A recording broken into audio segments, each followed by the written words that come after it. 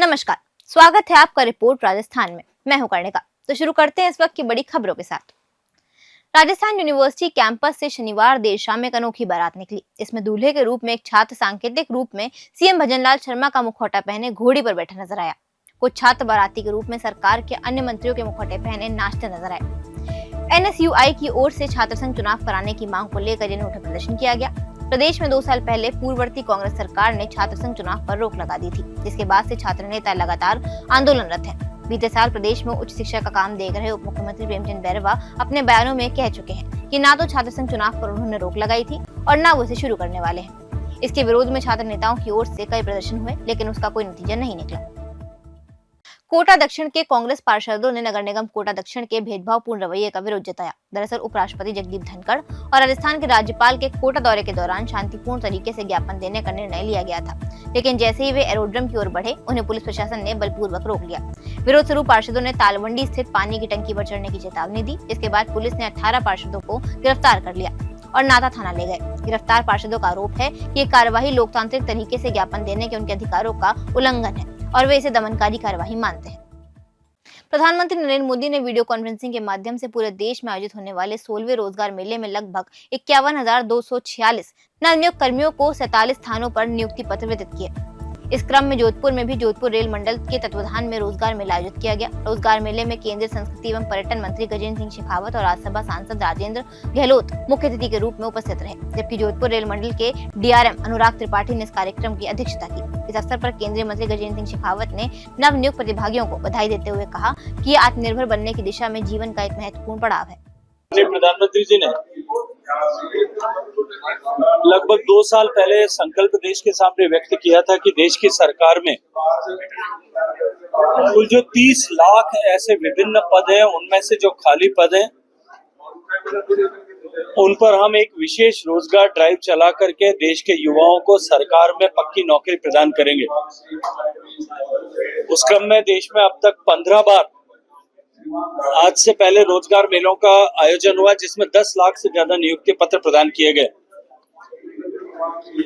आज इस 16वें मेले में भी 51,286 ऐसे नए नियुक्ति पत्र, रोजगार के पक्की नौकरी के नियुक्ति पत्र आज माननीय प्रधानमंत्री जी की उपस्थिति में देश भर में आयोजित 47 कार्यक्रमों में वितरित किए गए। जैसे माननीय प्रधानमंत्री जी ने कहा कि हमारा देश जो आज तेज गति से आर्थिक रूप से प्रगति कर रहा है, सरकार की योजनाओं को धरातल पर उतारने के चलते, सरकार की विभिन्न योजनाओं के माध्यम से देश की आर्थिक प्रगति के चलते हुए देश के विभिन्न क्षेत्रों में मोबाइल से लेकर के और डिफेंस सेक्टर, मैन्युफैक्चरिंग तक जिस तरह से देश एक नए मैन्युफैक्चरिंग हब के रूप में विश्व में उभर रहा है, उसके चलते हुए अनेक नए रोजगार के अवसर बने। ये भारत का अमृत काल है और भारत के इस अमृत काल में हम सबको मिलकर के अपने पुरुषार्थ से भारत को विकसित भारत बनाने के संकल्प को सिद्ध करना, ऐसा आह्वान माननीय प्रधानमंत्री जी ने किया है। निश्चित रूप से इन सब युवाओं के लिए जिन्हें आज नियुक्ति पत्र प्रदान किए गए हैं, उनके जीवन का एक अद्भुत अवसर है और वो और भी विशिष्ट इसलिए हुआ है कि इस नई यात्रा के शुरुआत के समय उन्हें माननीय प्रधानमंत्री जी का ऐसा सारगर्भित आशीर्वाद और उद्बोधन उन सबको मिला। चित्तौड़गढ़ जिले के रावटभाटा उपखंड के 7 मुस्लिम परिवारों ने सामाजिक बहिष्कार के खिलाफ जिला कलेक्टर आलोक रंजन और एसपी सुधीर जोशी को ज्ञापन सौंपा है। इन परिवारों ने आरोप लगाया है कि उन्हें अंजुमन के सदर और कुछ अन्य लोगों द्वारा विभिन्न सामाजिक कार्यों से बहिष्कृत किया जा रहा है। ज्ञापन में इन परिवारों ने बताया कि अंजुमन के सदर और उनके सहयोगियों ने 7 परिवारों के बच्चों को मदरसे में नहीं पढ़ने दिया, मस्जिद में आने से रोका, निकाह पढ़ने से मना किया, नौहरे के बर्तन देने से इंकार किया और कब्रिस्तान में किसी की मृत्यु पर दफनाने के दौरान भी विरोध किया। इसके अलावा सामाजिक कार्यों में भी इन परिवारों को हिस्सा नहीं लेने दिया गया। इन 7 परिवारों ने कलेक्टर और एसपी से न्याय की गुहार लगाते हुए इन भेदभावपूर्ण और अमानवीय कृत्यों के खिलाफ कड़ी कार्रवाई की मांग की है। राजगढ़ कस्बे के बाढ़ लबास मोहल्ले और आसपास के क्षेत्रों में नाले और नालियों की सफाई नहीं होने से गंदगी और कचरे का ढेर लग गया है। वहीं नाले की सुरक्षा दीवार भी क्षतिग्रस्त हो चुकी है, जिससे आए दिन हादसे हो रहे हैं और स्थानीय लोग परेशान हैं। लोगों ने बताया कि नाले की सुरक्षा दीवार के टूटने से नाला गंदगी और कीचड़ से भर गया है, जिसमें पशु और आमजन आए दिन गिरकर घायल हो रहे हैं। इसके अलावा नाले के किनारे पर लगा बिजली का पोल भी खतरनाक स्थिति में है और कभी भी गिर सकता है, जिससे बड़ा हादसा हो सकता है। समाज सेवी मुंशीलाल गुप्ता ने बताया कि इस समस्या के बारे में नगर पालिका और अन्य जिम्मेदार अधिकारियों को बार-बार शिकायत करने के बावजूद कोई कार्रवाई नहीं की गई। माउंट आबू की प्रमुख आकर्षण स्थलों में से एक नक्की झील और गांधी वाटिका में गंदगी फैलाने वालों के खिलाफ प्रशासन ने कड़ी कार्रवाई शुरू कर दी है। एसडीएम डॉक्टर अंशु प्रिया ने गांधी वाटिका का निरीक्षण किया और वेंडरों को हटाने के निर्देश दिए। अब गांधी वाटिका पूरी तरह से वेंडर मुक्त होगी ताकि यहाँ की स्वच्छता और सौंदर्य बनाए रखा जा सके। इसके अलावा नक्की झील पर नौकायन संचालकों को भी सख्त चेतावनी दी गई है। अब इन संचालकों को रोजाना 5,000 रुपए जुर्माना देना होगा। गंदगी फैलाने वालों के खिलाफ भी पेनल्टी लगाने की योजना बनाई जा रही है। नक्की झील के आसपास बफर जोन में वाणिज्यिक गतिविधियों पर पूरी तरह से रोक लगा दी गई है ताकि यहाँ का प्राकृतिक सौंदर्य और स्वच्छता बरकरार रहे। पाली में गौवंश पर अत्याचार के विरोध में सर्व समाज की ओर से पाली कलेक्ट्रेट पर विरोध प्रदर्शन किया गया। प्रदर्शन के बाद जिला कलेक्टर को सर्व हिंदू समाज और गौरक्षा के कार्यकर्ताओं ने ज्ञापन देकर कानूनी कार्रवाई की मांग की। कार्यकर्ताओं ने बताया 9 जुलाई को शहर के सदर थाना क्षेत्र में घृणित घटना हुई। ऐसी घटना हिंदू धर्म और गाय के प्रति आस्था रखने वालों की भावनाओं को ठेस पहुंचाती है। शहर के अन्य क्षेत्रों में भी पूर्व में गौवंश के साथ अन्य कई प्रकार की घटनाएं सामने आ चुकी हैं। दुर्भाग्यवश प्रशासन और संबंधित विभागों द्वारा समय पर ठोस कार्रवाई नहीं की गई। इन घटनाओं को दबाने के प्रयास समाज में आक्रोश और असंतोष उत्पन्न कर रहे हैं। नमस्कार, जय श्री राम। मेरा नाम श्याम शर्मा है और आए दिन गौ माता पर जिस तरीके का जो अत्याचार हो रहे हैं, अभी नया मामला हुआ कमला नगर के अंदर, लेकिन उसका भी कोई लेना देना नहीं है। फाइलें दबी गई है। जैसे हमारे मानसा ने बताया कि गाड़ी को भी चोरी की बता दी। आखिर वो मुलजिम गया तो गया कहाँ?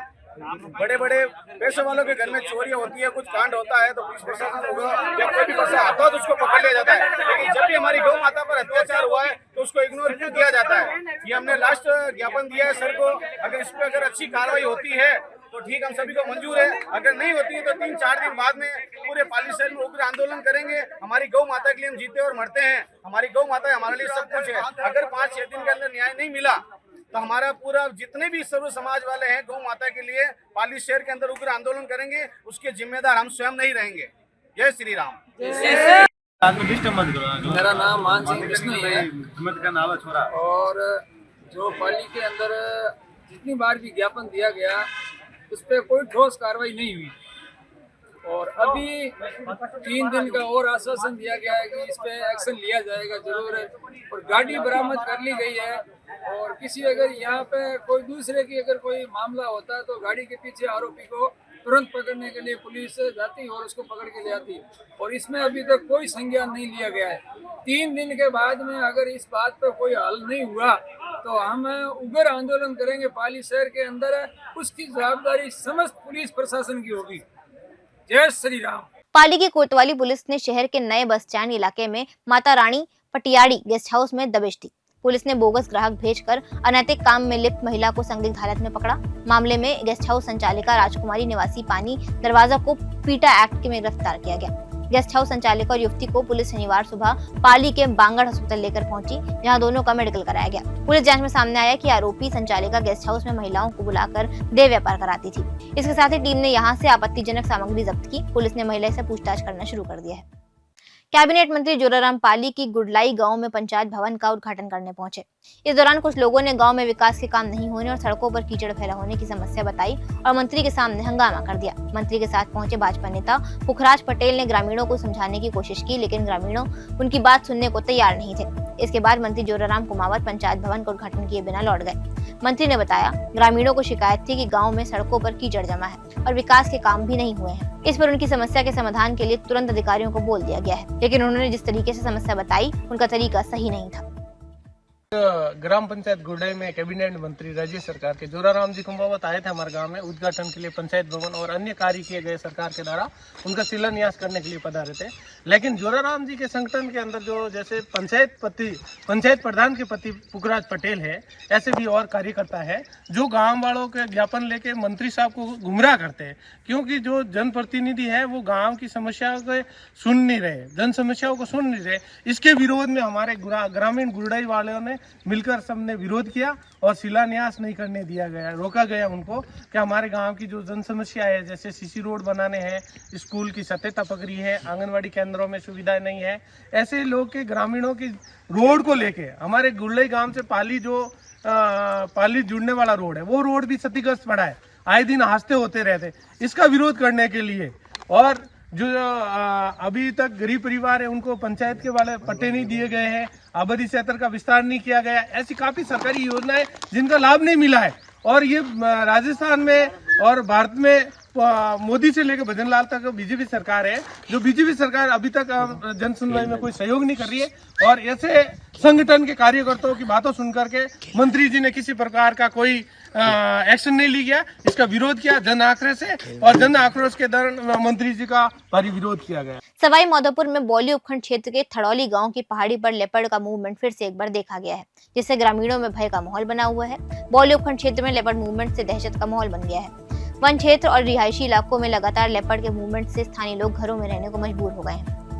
पिछले 5 से 7 दिनों में अलग अलग शहरों पर लेपर्ड का मूवमेंट फिर से दिखाई दे रहा है। आज सुबह थड़ौली गांव से सटे हुए पहाड़ी पर 2 लेपर्ड घूमते हुए दिखाई दिए। लगभग 20 से 25 मिनट तक लेपर्ड यहाँ चहलकदमी करते रहे। हालांकि इस दौरान लेपर्ड ने किसी पर कोई हमला नहीं किया। गांव के लोगों व राहगीरों ने पूरी घटनाक्रम को कैमरे में कैद कर लिया। सीकर के श्री माधोपुर खंडेला बाजार में सीवरेज ठेकेदारों की लापरवाही ने एक बड़े हादसे को न्योता दिया है।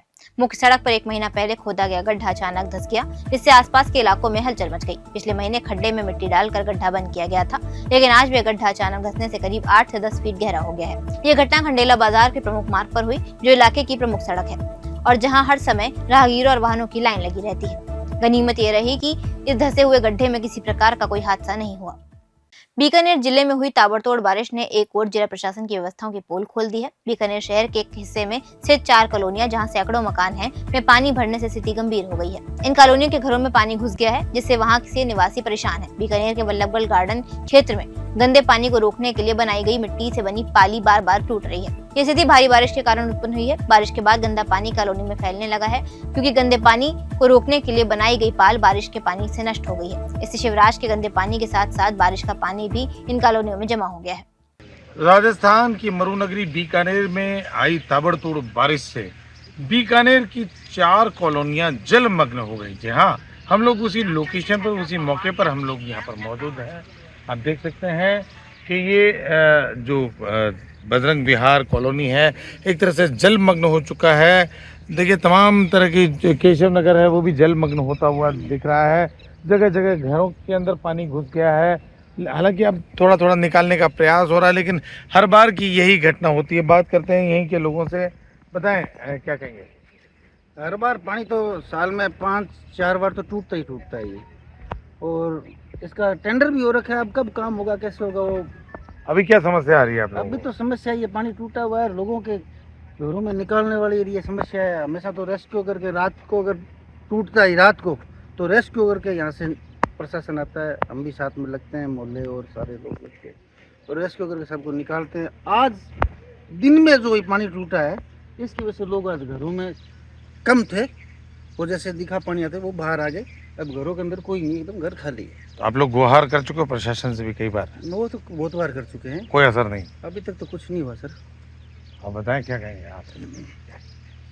काफ़ी पानी आया हुआ है, और राधा स्वामी सत्संग भवन की इस तरफ अंदर भी पानी आने को था। पीछे प्रेशर अभी भी था, अब थोड़ा कम हुआ कितने है। समय से ये सब कुछ हो रहा है यहाँ पे? थोड़ी बारिश आती पानी भर जाता है यहाँ? पीछे से प्रेशर रहता है, क्योंकि ओवरऑल सब यहाँ इकट्ठा होता है पानी। क्या है ये पानी? कहाँ से? क्या सीवरेज का पानी है? कहते हैं पीछे सीवरेज का पानी है, जो वो इकट्ठा होता है। प्रेशर इकट्ठ बनता है तो उस प्रेशर को तोड़ा जाता है, तो वो ये पानी फिर रिलीज किया जाता है, तो ये वो पानी है।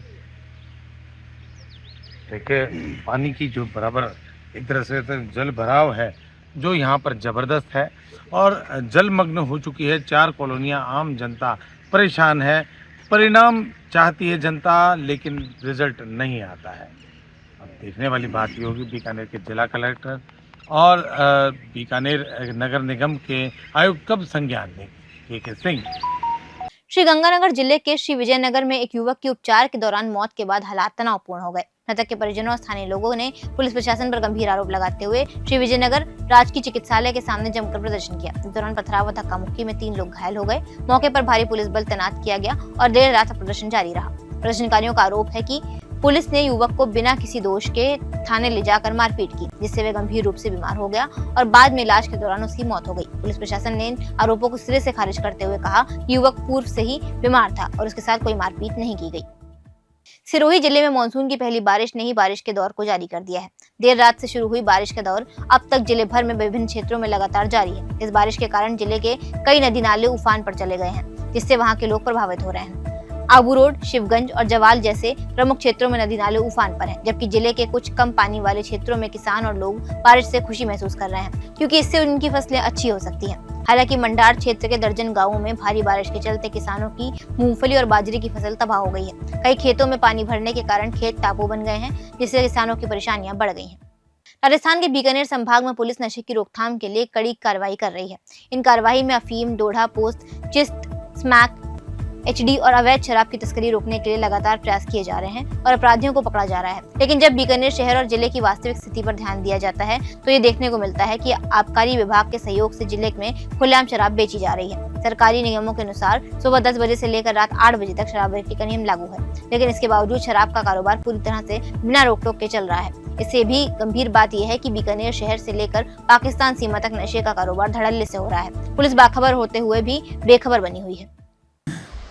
मुखियाधारी शराब के जो मुखियाधारी हैं जगह दुकानों के, उनको अपने अधिकृत मात्रा का संग्रहण स्टोर करने के लिए राज्य सरकार की नीति के अनुसार गोदाम की सुविधा उपलब्ध है। जो पहले गोदाम के लिए 2 लाख रुपए की राशि फीस लेकर, उसके बाद भी अगर वो दूसरा गोदाम लेना चाहे तो 5 लाख की एक्स्ट्रा फीस देकर वो गोदाम की सुविधा ले सकता है। बीकानेर जिले में अभी इस तरह के गोदाम स्वीकृत हमारे करे हुए हैं, मुखियाधारी बिना फीस जमा करवाते। इस तरह की संख्या 42 गोदाम हमारे स्वीकृत हैं अभी साल 2025-26 के लिए। जहाँ तक गोदामों पे खुदरा बिक्री की आपका जो प्रश्न है, उसका हम लोग समय समय पर चेकिंग करवाते रहते हैं। गत वर्ष भी इस तरह के प्रकरण हमारे सामने आए थे, हमने कार्रवाई उनके खिलाफ की थी। अभी भी हम इस तरह की कई भी शिकायत आ रही है, वहाँ कार्रवाई जहाँ भी ऐसी कोई अनियमितता मिलेगी गोदाम से खुदरा बिक्री की तरह, वहाँ उनके खिलाफ कार्रवाई। खुदरा बिक्री और ये दुकानों की तरह उन्होंने सजा रखा है।